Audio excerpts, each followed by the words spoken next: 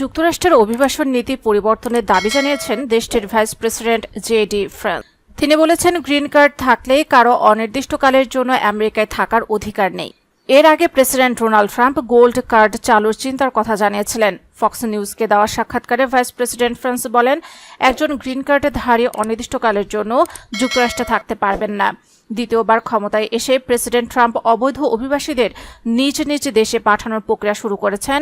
সেই সঙ্গে কঠোর শুল্ক নীতির কথাও ঘোষণা করেছেন ট্রাম্প প্রশাসন। শুধু তাই নয়, আমেরিকায় জন্মগত নাগরিকত্ব আইন বদল নিয়ে আইনি লড়াই চালাচ্ছেন ট্রাম্প। সেই আবহে আমেরিকার অভিবাসন নীতিতে বড় ধরনের রদবদলের পরিকল্পনা করছেন প্রশাসন। গোল্ড কার্ড কিনে নাগরিকত্ব পেতে গুনতে হবে $5 মিলিয়ন বা 60 কোটি টাকা। অনেকের মতে, নতুন গোল্ড কার্ড চালু হলে বর্তমানে EB-5 প্রোগ্রামে এর উপর প্রভাব পড়তে পারে। উল্লেখ্য, EB-5 প্রোগ্রামের মাধ্যমে অভিবাসী বিনিয়োগকারীরা আমেরিকায় গ্রিন কার্ড পেয়ে থাকেন।